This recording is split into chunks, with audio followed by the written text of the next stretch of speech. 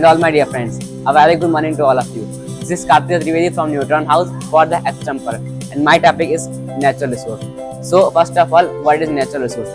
The resources which we get from nature or the resources which we extracted from nature are called natural resources. Most of the natural resources are fossil fuels which are made around more than 100 and 1000 years ago. So for example, coal and petroleum are the main natural resources which we get from nature. If there is no coal and petroleum, so we can't expect our life much worse. For example, from where we will get the electricity. Most of the electricity in nowadays we are getting from coal, that is known as thermal power electricity, and petroleum are the products which we extracted from sea. With the help of petroleum, we extract petrol, diesels, kerosene, lubricants, oils that are used in our daily life. So the process by which the different petroleum products are extracted from the nature is known as petroleum refinery, and this machine is known as refining machine. Steel, iron, and other metals are natural resources which are fossil fuels. Fossil fuels are those which get buried under many layers, and after 100 and 1000 years ago they become natural resources. The dead and decaying animals, in the ground level, for example dinosaurs which extincted many years ago, are now natural resources. And in sea, the dead and decaying fishes in sea areas, in oceans, they become petroleum, and the petroleum refinery held in seas area. Diamond, that is the most expensive metal, is a natural resource.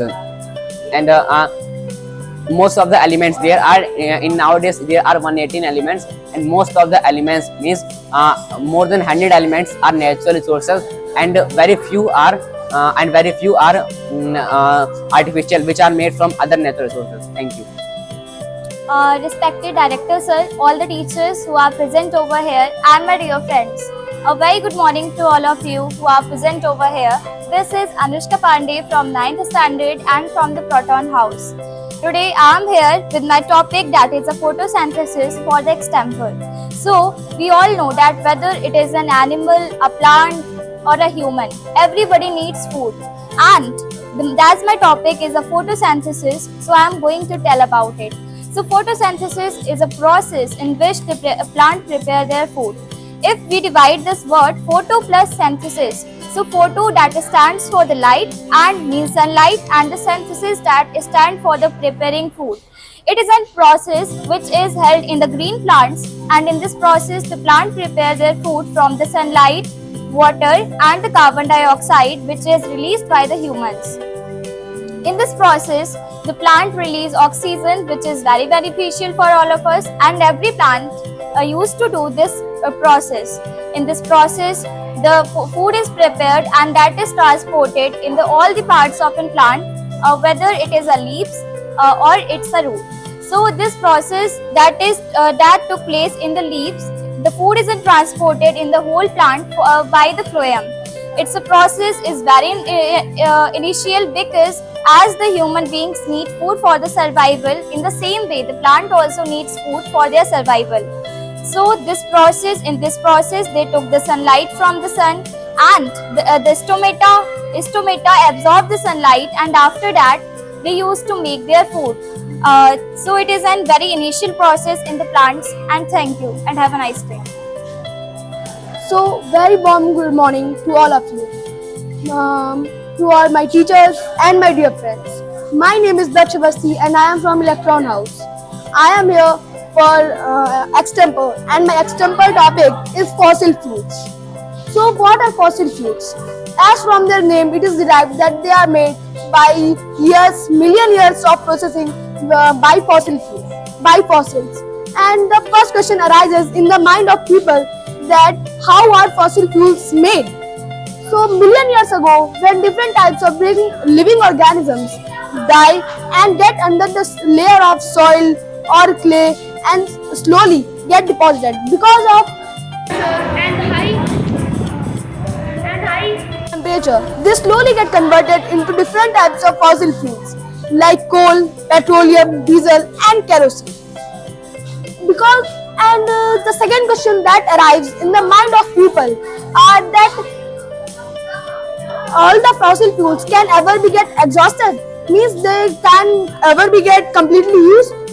So according to our current situation, so yeah, fossil fuels can get exhausted, thus they are also considered, thus we can also consider them as exhaustible natural resources, because fossil fuels takes million years of processing, compressing and temperaturizing to be made, but people are using them in a very high quantity, so they can be exhausted after many years. And around 76% of the current population is dependent on fossil fuels like petrol and diesel to transport. So how can we prevent loss of fossil fuels? We can use electric vehicles, electric appliances, so that we can not use that much fossil fuels like petrol, coal and kerosene. By using these factors, we can save a lot of fossil fuels and we can preserve them for future. And they are very important for us for different types of factors, like for transport, for daily life and for shelter also. Thank you, that's all about fossil fuels. Respected teachers and all my dear friends, a very good morning to all of you. This is Nisha Singh and I am here with my topic global warming. So firstly I want to tell you what is global warming. Global warming is a process, it is the increasing in the earth temperature, means as we know in the summer days the temperature is increasing and we are feeling very much hot. It is all because of global warming. As we are suffering, as we are doing deforestation, we are cutting down the trees and we are polluting our environment. This is all because it is increasing. And as we know, global warming, it has only one impact. If we will stop cutting down the trees, it can be stopped. But if we will not stop doing the cutting trees, it cannot be stopped. It will increase day by day, and our temperature will increase day by day, and we will feel hot and hot by day. Because our temperature is increasing, many animals are dying because of the water is getting lost. It's all because of temperature, and it has a high impact on our daily life.